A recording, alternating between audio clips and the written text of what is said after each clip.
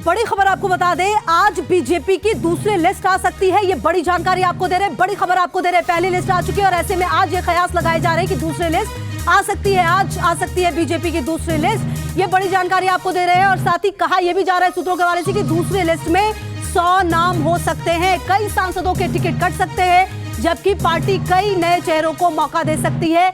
ये बड़ी जानकारी आपको दे रहे हैं, बड़ी खबर। और देखिए, कहीं ना कहीं देखना महत्वपूर्ण होगा कि किन उम्मीदवारों को मौका मिलेगा। सूत्रों के हवाले से ये बड़ी जानकारी आपको दे रहे हैं। 100 उम्मीदवारों के नाम पर मुहर लग सकती है। ये बड़ी खबर आपको दे रहे हैं क्योंकि लगातार मंथन हो रहा है, लगातार मीटिंग के दौर चल रहे हैं और ऐसे में किस उम्मीदवार को रिपीट किया जाएगा, किसका पत्ता कटेगा, ये देखना महत्वपूर्ण है। देखिए, पहली सूची में 195 उम्मीदवारों की लिस्ट जो है नाम सामने आ चुका है। और इसी खबर पर ज्यादा जानकारी विकास चंद्रा जुड़े हमारे साथ। विकास, 195 नाम पहले आ गए थे, आज कहा यह जा रहा है कि 100 नाम जो हैं वो सामने आ सकते हैं। क्या समीकरण बैठाने की कोशिश होगी इन नामों पर?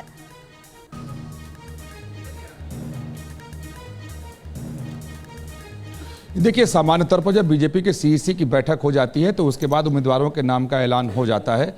और सीईसी की बैठक खत्म होने के बाद अब बीजेपी में परंपरा रही है कि थोड़ी देर बाद ही नाम घोषित कर दिए जाते हैं। लेकिन इस बार जब पहली सीईसी की बैठक हुई तो उसके बाद भी विलंब हुआ था और दूसरी सीईसी की बैठक हुई तब भी विलंब हो रहा है। लेकिन उम्मीद लगाई जा रही है, कयास लगाए जा रहे हैं कि आज बीजेपी दूसरी सूची जारी कर सकती है, जिसमें 100 से लेकर 125 नाम शामिल हो सकते हैं।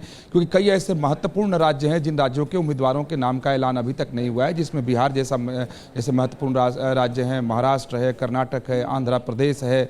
यहाँ के उम्मीदवारों के नाम अभी तक नहीं जारी किए गए। एक भी उम्मीदवार के नाम अभी तक इसमें शामिल नहीं है जो 195 लोगों की लिस्ट बीजेपी की तरफ से जारी की गई थी। उसी तरीके से उत्तर प्रदेश जो है, वहाँ से बीजेपी को बहुत ज़्यादा उम्मीद है। बीजेपी का वो गढ़ है, 28 नाम लंबित हैं। हालांकि उसमें से लगभग 9 से 10 नाम ऐसे हो सकते हैं जो सहयोगी दलों को जाएंगे। बाकी हो सकता है 17 से 18 नाम पर बीजेपी के उम्मीदवार मैदान में उतारे जाएँ। उसमें से भी अगर आप देखें तो वरुण गांधी को लेकर के अटकलें लगाई जा रही हैं। मेनका गांधी हो गए, वीके सिंह हो गए जो केंद्रीय मंत्री हैं, और ब्रिजभूषण शरण सिंह जो विवादों में फंसे थे, उनके नाम को लेकर के भी अटकलें हैं कि क्या इन लोगों के नाम दूसरी सूची में आते हैं या इन लोगों के टिकट कट जाते हैं।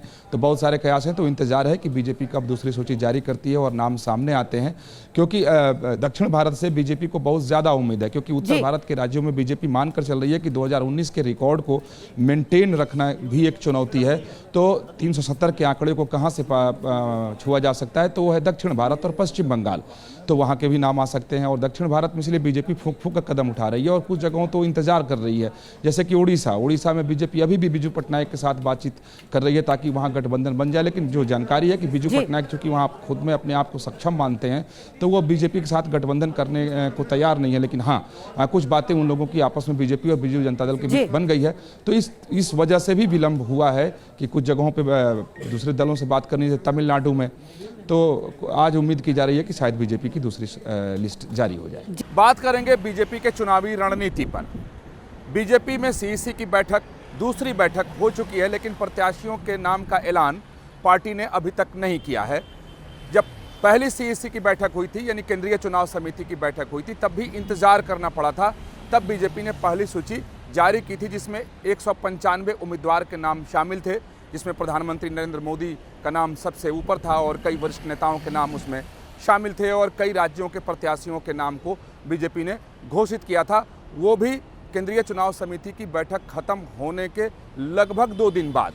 अब दूसरी सीईसी की बैठक भी हो चुकी है और इंतजार है कि बीजेपी दूसरी सूची कब जारी करेगी। लेकिन अब उम्मीद की गई है कि शायद बीजेपी आज कभी भी दूसरी सूची अपनी जारी कर दे और उसमें लगभग 100 से 125 तक नाम शामिल हो सकते हैं। हालांकि पार्टी की तरफ से अभी अधिकृत तौर पर कुछ भी नहीं बताया गया है और सामान्य तौर पर बीजेपी की तरफ से बताया भी नहीं जाता है। या तो प्रेस कॉन्फ्रेंस के जरिए बीजेपी अपने उम्मीदवारों के नाम का ऐलान करती है या फिर सूची को जारी कर देती है और मीडिया तक वो पहुंच जाता है और हम लोग उससे ले लेते हैं और पता चल जाता है जो कितने नामों का ऐलान बीजेपी ने किया।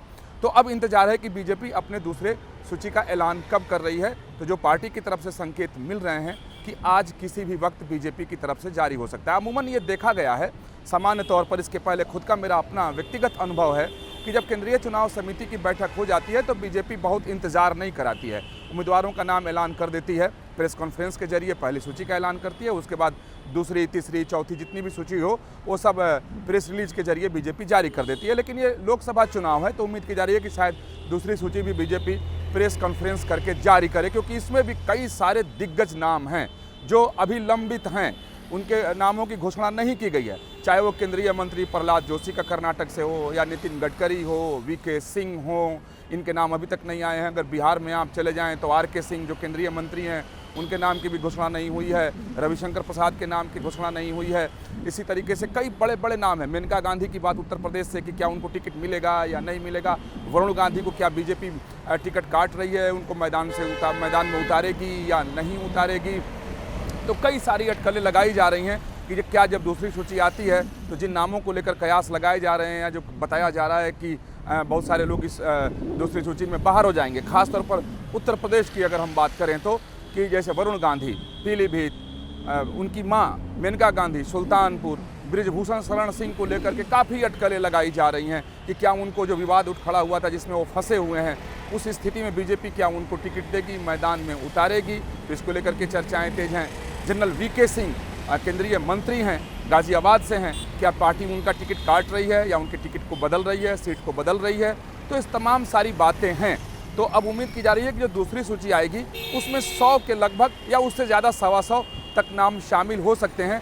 और इसमें बहुत सारे ऐसे महत्वपूर्ण राज्य हैं जो बीजेपी के लिए चुनावी तौर पर काफ़ी अहम हैं। अब बात कर लें बिहार की, अभी तक नाम सामने नहीं आया है। तमिलनाडु में चूंकि गठबंधन का मामला है तो जिन जिन राज्यों में गठबंधन की स्थिति है वहाँ से बीजेपी ने अभी तक अपने उम्मीदवारों के नाम का ऐलान नहीं किया है। जैसे मैं बताता हूँ कि बिहार, जैसे मैंने बताया, तमिलनाडु, आंध्र प्रदेश में बात बन गई है तो उसके नाम का ऐलान बीजेपी कर सकती है। उसी तरीके से पंजाब के नाम का ऐलान बीजेपी ने अभी तक नहीं किया है। हरियाणा से बीजेपी ने नाम का ऐलान अभी तक नहीं किया है। कर्नाटक के उम्मीदवारों के नाम का ऐलान बीजेपी ने नहीं किया है, जबकि बीजेपी को बहुत ज़्यादा उम्मीद कर्नाटक से है। इस बार दक्षिण भारत से बीजेपी को उम्मीद ज़्यादा है, क्योंकि बीजेपी के रणनीतिकार ये मानकर चल रहे हैं कि जो उत्तर भारत में 2019 के लोकसभा चुनाव में सीटें पार्टी को मिली थीं तो वो लगभग उसी के आसपास 2024 में सीटें रहेंगी। हो सकता है कि किसी राज्य में कुछ सीट बढ़ जाए और किसी राज्य में उतनी ही सीटें रह जाएं। तो 370 के लक्ष्य को पार्टी कैसे पार करेगी, उसको कैसे पाएगी। तो उसके लिए ज़रूरी है कि पार्टी पश्चिम बंगाल और उत्तर पूर्व के राज्यों से सीट लाए और दक्षिण भारत से सीट लाए। यही वजह है कि बीजेपी काफ़ी फूंक कर कदम उठा रही है नामों के ऐलान में, और ख़ासतौर पर दक्षिण भारत के नामों के ऐलान में, कि ताकि कोई गलती ना हो कि बाद में अफसोस हो और पार्टी को पछताना पड़े कि गलती हो गई जिसका खामियाजा चुनाव में भुगतना पड़ा। यही वजह है कि तमिलनाडु के नाम को अभी तक रोक कर रखा गया है, आंध्र प्रदेश के नाम को रोक कर रखा गया है, बिहार के नाम को रोक करके रखा गया है। पंजाब में भी उम्मीद है कि अकाली के साथ बात बन जाए और गठबंधन मूर्त रूप ले ले। उसी तरीके से जैसा मैंने पहले कहा कि उड़ीसा बीजू जनता दल के साथ पार्टी की लगातार बात चल रही है कि शायद उनके साथ बात बन जाए तो वहाँ गठबंधन अगर हो जाए तो पार्टी के लिए रास्ता वहाँ आसान हो जाएगा। और बिहार में चूंकि न सिर्फ बीजेपी इतिहास को रिपीट करना चाहती है बल्कि उससे आगे बढ़ना चाहती है और वहाँ भी गठबंधन का मामला फंसा हुआ है, इसलिए वहाँ की सीटें रुकी हुई हैं। तो उम्मीद की जा रही है कि जब दूसरी लिस्ट सामने आएगी तो उसमें इन तमाम राज्यों के प्रत्याशियों के नाम होंगे और कई सारे बड़े नाम हैं। जैसे महाराष्ट्र, वहाँ भी गठबंधन का मामला है तो उसके नाम भी अभी तक सामने नहीं आए हैं, जिसमें नितिन गडकरी जो पार्टी के बड़े नेता हैं, पार्टी के पूर्व अध्यक्ष हैं, वरिष्ठ केंद्रीय मंत्री हैं, मोदी मंत्रिमंडल में उनका बड़ा ही अहम रोल रहता है और देश में सबसे ज़्यादा अगर किसी मंत्री के नाम की चर्चा होती है तो नितिन गडकरी के नाम की चर्चा होती है। लेकिन पहली लिस्ट में उनका नाम नहीं था तो कई तरह की राजनीतिक अटकलें लगाई जाने लगी, तो अभी नितिन गडकरी का नाम सामने आना है। उसके अलावा कई सारे और भी अन्य भी केंद्रीय मंत्री हैं कि उनके नामों को लेकर के इंतजार किया जा रहा है।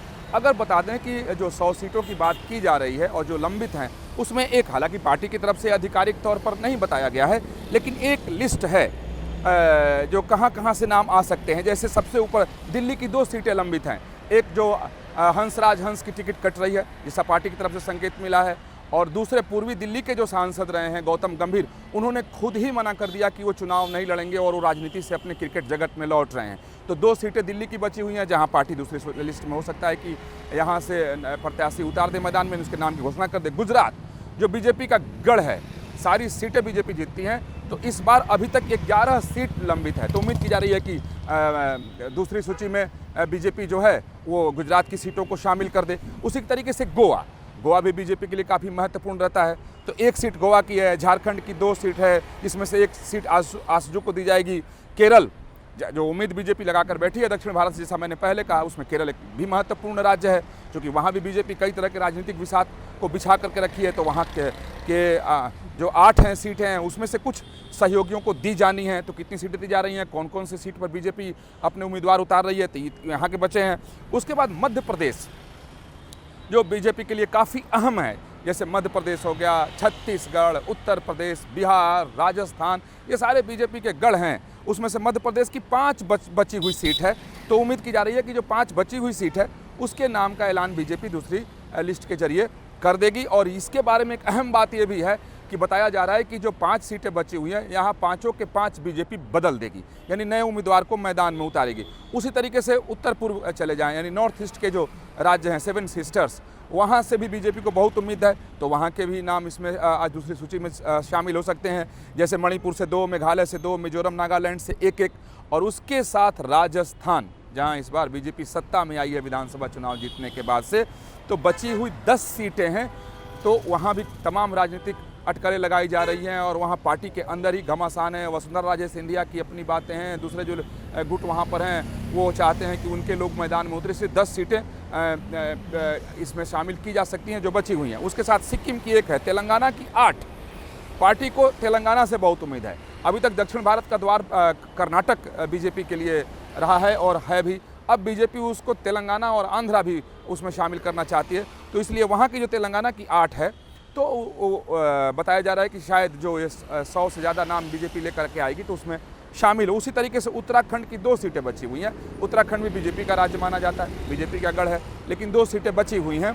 उसके पीछे पार्टी के अंदर की राजनीति है, तो वो 2 नाम भी इसमें शामिल हो सकते हैं। उसी तरीके से अब बात करते हैं बीजेपी के सबसे महत्वपूर्ण राज्य उत्तर प्रदेश की। जो पिछले जब पहली सूची आई थी जिसमें 195 नाम थे, तो उसमें तमाम नामों की घोषणा बीजेपी ने कर दी, लेकिन 28 नाम लंबित कह सकते हैं उसे, क्योंकि उसकी घोषणा नहीं की गई। गठबंधन का मामला भी था, तमाम दल छोटे छोटे बीजेपी के साथ हैं, तो उन्हें भी पार्टी को संतुष्ट करना है ताकि लोकसभा चुनाव के दरमियान कोई परेशानी ना आए और कोई फूट नज़र ना आए। तो 28 सीटें बीजेपी की उत्तर प्रदेश में लंबित हैं, जिसमें से ये बातें आ रही हैं, उसमें से 10 सीटें सहयोगी दलों को बीजेपी दे सकती है, यानी उनको 2 सीट 1 सीट करके संतुष्ट करेगी। बाकी 18 सीटों पर अपने उम्मीदवारों के नाम का ऐलान करेगी, जैसा मैंने सबसे पहले कहा था। और उसी लिए अटकलें तेज हैं कि वरुण गांधी का क्या होगा, मेनका गांधी का क्या होगा, वीके सिंह का क्या होगा, ब्रिजभूषण शरण सिंह का क्या होगा, क्या ये लोग उम्मीदवार बनाए जाएंगे। तो अगर दूसरी सूची आती है तो स्थिति बिल्कुल साफ हो जाएगी। अब देखें कि जो महत्वपूर्ण राज्य हैं जहाँ से बीजेपी को बहुत ज़्यादा उम्मीद है, जहाँ से एक भी उम्मीदवारों के नाम का ऐलान पार्टी ने अभी तक नहीं किया है, उसमें बिहार है, महाराष्ट्र है, कर्नाटक है, आंध्र प्रदेश है, पंजाब है, उड़ीसा है, तमिलनाडु है। ये वो राज्य हैं जहाँ से बीजेपी को बहुत ज़्यादा उम्मीद है, क्योंकि जो उत्तर भारत में अगर नुकसान अगर कहीं हो जाए तो उसकी भरपाई दक्षिण भारत से करने की रणनीति पर बीजेपी 2 वर्षों से चल रही है और पूरी ताकत पार्टी ने 2024 के लोकसभा चुनाव के लिए दक्षिण भारत में झोंक करके रखा है। और यही वजह है कि पार्टी बिल्कुल एक-एक नाम को ठोंक बजाकर तय करना चाहती है, ताकि तमिलनाडु में पार्टी की रणनीति है कि वहाँ किसी तरीके से गठबंधन बना लिया जाए। लेकिन जिसके साथ पार्टी को उम्मीद थी, बातचीत चल रही थी, वहाँ बात नहीं बनी AIADMK के साथ। तो अब जो उसके बागी गुट हैं और दूसरे लोग हैं उसके साथ पार्टी बातचीत कर रही है। बिहार में भी है। तो इन राज्यों जहाँ से बीजेपी ने एक भी उम्मीदवार जारी नहीं किए, तो उन राज्यों के उम्मीदवारों के नाम भी बीजेपी दूसरी लिस्ट में शामिल कर सकती है।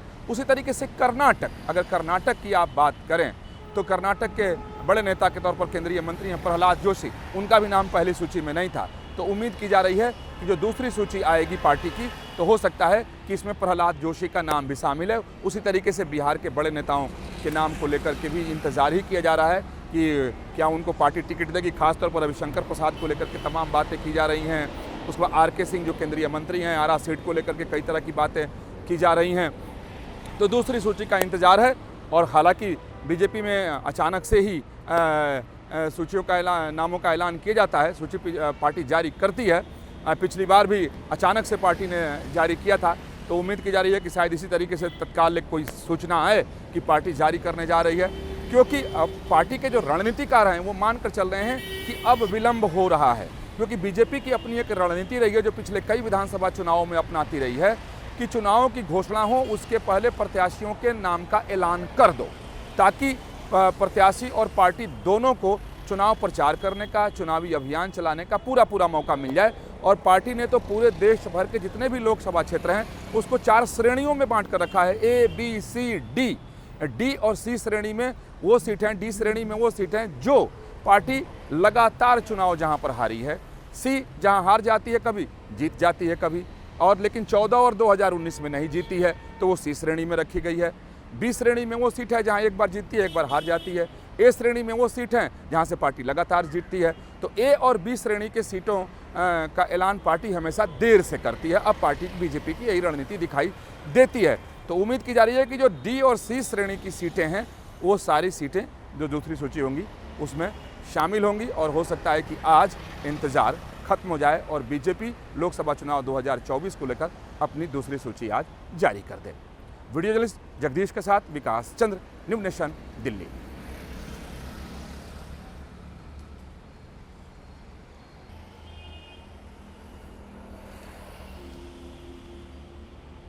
नमस्कार, मैं हूं विकास चंद्र।